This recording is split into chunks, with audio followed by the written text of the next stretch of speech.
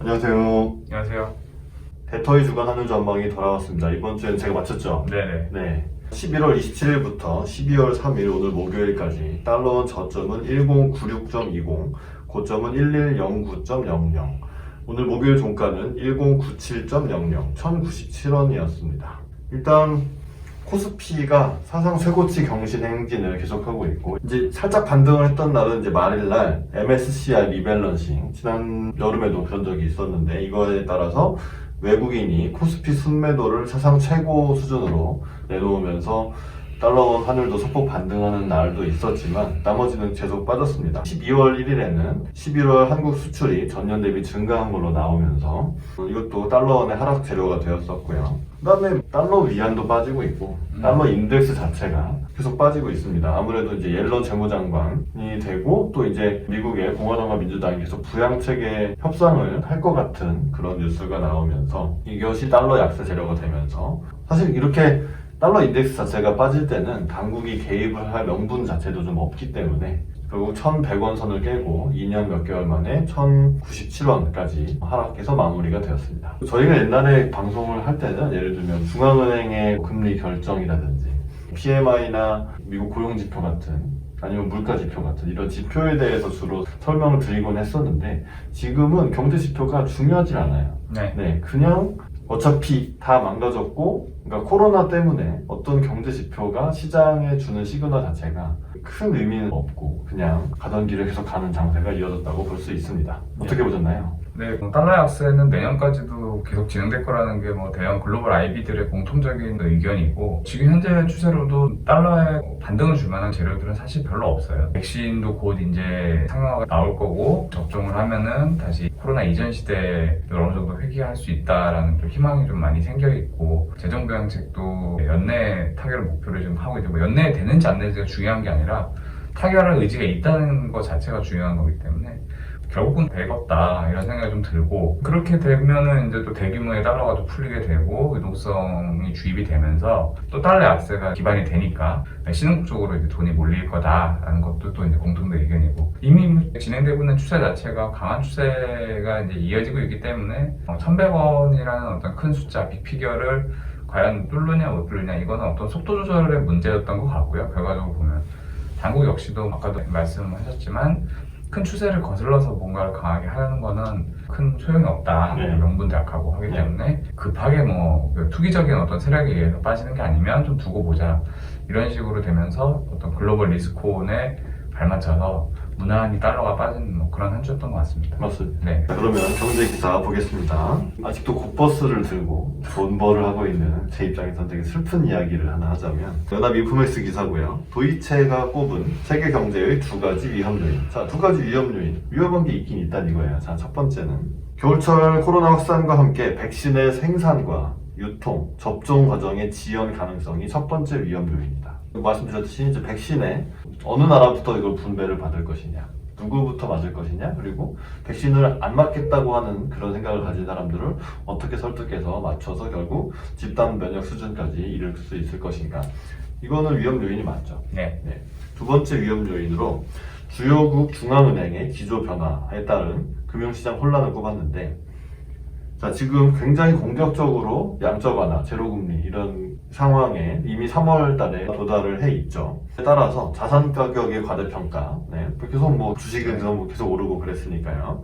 그 다음에 결국 망하지 말라고 다 부채를 늘려줄 수 있는, 그래서 부채 수준도 늘어나고 있기 때문에 금융의 붕괴 위험이 점차 커지고 있다고 진단을 했다고 했는데 이 두 가지 위험 요인이 모두 달성이 되어야, 그러니까 두 가지가 충족돼야 정말 시장의 위험이 점점 느껴지는 수준으로 가격 변화가 일어날 텐데 이 두 가지는 하나가 되면 하나가 안 돼요. 그러니까 그래서 이제 제 입장에서 되게 슬픈 얘기인데 자, 백신이 공급이 안 되고 있어요. 그러면은 코로나 확산세가 계속되겠죠. 그러면 중앙은행들의 완화적인 기조는 계속됩니다.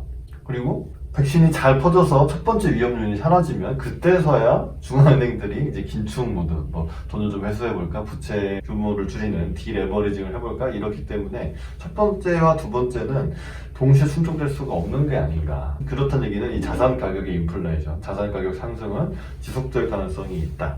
결국 이런 생각을 하게 되었는데 어떻게 보시나요? 네, 말씀하신 대로 올해 글로벌 중앙은행들의 기조 자체가 좀 많이 바뀐 과거랑은 다른 점은 과거에는 어떤 선제적인 움직임, 우리가 늦어서는 안 된다, 의사결정을 빠르게 해서 과열을 막아야 된다, 특히 네. 인플레이션 쪽의 위험도를 상당히 비중 높게 보고 있었는데 사실 지난 10년 이상 인플레이션이 목표치 2% 위를 기조적으로 넘은 적이 거의 없고 네. 사실상 유동성 확대와 양적 완화를 크게 줄인 적은 없음에도 불구하고 안 됐다는 것은 어느 정도 인플레이션을 용인해도 큰 문제가 없다라는 쪽으로 올해 이제 기조가 바뀌었거든요. 그렇죠. 그게 이제 8월에 AIT 평균 물가 목표제라는 걸 통해서 아예 이제 연준의 기조를 바꿨고 네. 또 고용시장이 완전공에 달았다고 해서 선제적 금리 올리지 않겠다 이런 시그널을 계속 주고 있기 때문에 만약에 코로나 백신의 보급이랑 어떤 접종 과정에서 문제가 생기고 설령 그렇게 문제가 좀 확대가 된다고 해도 그러면 뭐 지금의 기조를 더 유지하거나 더 확대를 하겠죠. 오히려 그렇죠. 더 확대하고 네. 어쨌든 이 코로나가 잡힐 때까지 중앙은행은 완화적인 걸 유지할 거다 네. 이렇게 보는 게 합리적일 것 같고 그래서 1번이 되면 2번이 이루어질 수 없다 이런 얘기를 하신 거고 다만 이런 건 있을 것 같아요. 선진국 위주로 먼저 맞을 거거든요. 그렇죠. 구매력이 있고 네. 국가 차원에서 심각한 곳이 서구 인명권이기 때문에 미국과 유럽이 먼저 접종을 시작하고 먼저 종식이 된다면은 자산 배분 효과는 있을 것 같아요. 미국이랑 유럽 펀더멘탈 훼손이 빠르게 치유되면서 빠져나가 있던 돈들이 다시 선진국 쪽으로 이제 들어오면서 아시아나 어떤 신흥시장에서 달러 흡수가 되고 그게 미국이나 유럽 쪽에 저평가되어 있는 자산 쪽으로 움직일 가능성은 좀 있다고 봐요. 그건 이제 내년에 우리나라에 한정된 어떤 문제일 수 있죠. 달러 환율 예측을 하는데 그런 부분은 분명히 고려를 좀 해봐야 된다.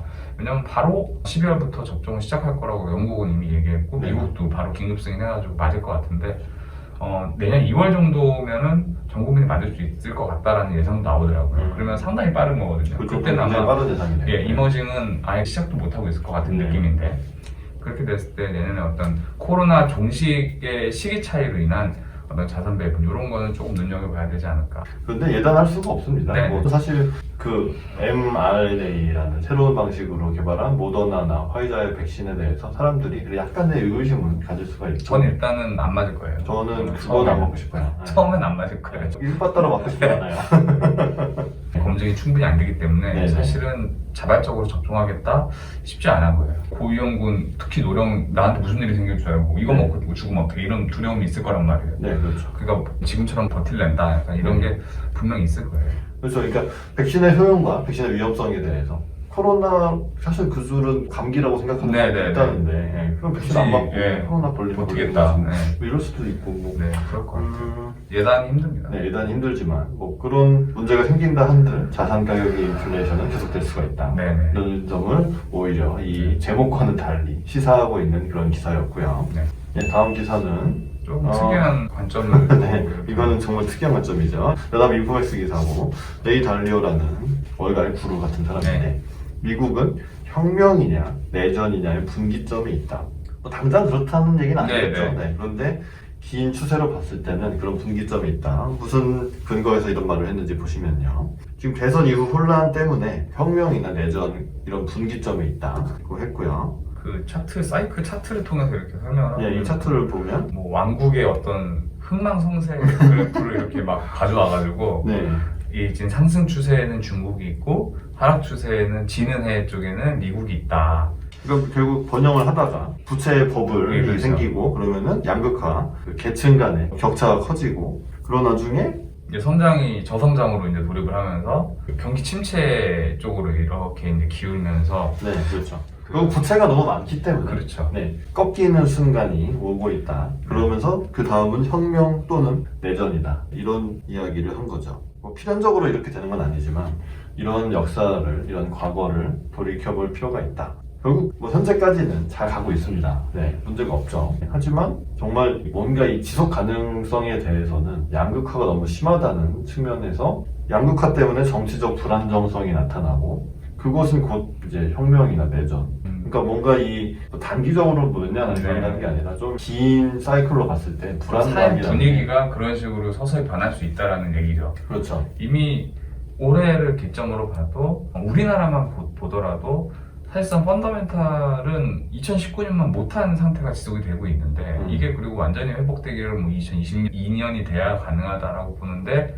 벌써 선제적으로 거대한 조치를 함으로써 그렇게 풀린 유동성이 진짜 어려운 사람들한테 가거나 실무경제에 도움을 주기보다는 일단은 크게 어려움을 겪지 않은 그리고 이미 자산을 많이 가지고 있는 사람들의 자산을 업시키는 뻥튀기를 하면서 이 양극화가 심해지잖아요. 부동산도 있는 자와 가진 자와 못 가진 자, 그리고 뭐 주식도 한 자와 안 한 자, 곧버스 들고 있는 자, 그 4배로 약간 자괴감 느끼지만 어쨌든 그런 식으로 하면서 뭔가 실질적으로 내가 직장에서 노동을 하면서 얻는 노동소득의 가치가 너무나 쪼그라들고 그렇죠.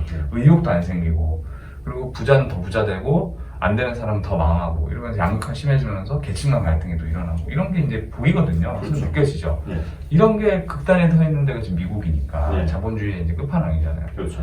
그렇게 되면 언젠가는 이런 민심이 들불처럼 일어나서 혁명이 되거나 인종 간 갈등이 될 수도 있고 그런 것들이 지금 미국에서 인종 갈등이 계속 일어나고 있는 거 보면은 뭐 그런 거에 좀 힌트를 얻어서 이런 얘기를 한 것 같아요. 이분은 네. 뭐 자꾸 올해 하도 못 맞추다 보니까 별의별 걸 다 가져와가지고 지금 장기적인 인사이트를 막 이렇게 하려고 하는 것 같은데 네.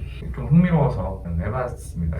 결국 이 양극화는 다들 맨날보다 잘 살긴 하지만 기분이 안 좋거든요. 기분이 안 좋으니까 뭔가 다 해결해줄 것 같은 트럼프를 지지하기도 하고 뭐 당장 뭐 이게 투자에 도움이 되는 얘기는 아닙니다. 네네. 다음 선을 좀만 해보겠습니다. 근데 어떻게 보십니까? 자, 1100원을 깨고 내려왔는데 다음 지지선은 제가 말씀드린 대로 1080원에서 1090원 사이에 있을 것 같고요.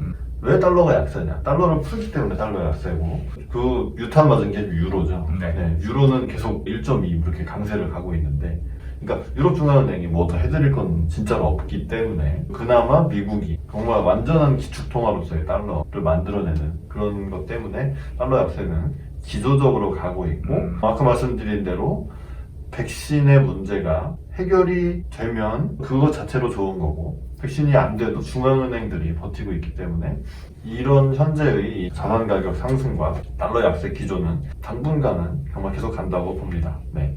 그리고 진짜 미국 부양책이라는 게 트럼프의 패배가 확정이 되고 정말 더 이상 명분이 없이 이렇게 갈 가능성이 아무래도 더 높죠. 또 트럼프든 그 공화당 상원 원내대표 맥코넬이 뭐 이걸 막는다고 할 수 있는 상황이 아닐 거기 때문에 그러면은 미국 부양책도 나오겠죠 결국. 네. 그렇기 때문에 달러 약세를 예상을 해서 저는 1087원에서 1105원까지로 해서 계속해서 빠지는 그런 장세를 전망해 보겠습니다. 어떻게 보시나요? 금요일날 내일 이제 논판 페이로 이런 게 나오면서 안 중요해. 네. 이건 다 정상화가 됐을 때 다시 중요해질 거예요. 그렇죠. 그러니까 코로나가 끝나면 이런 게 중요해지겠죠.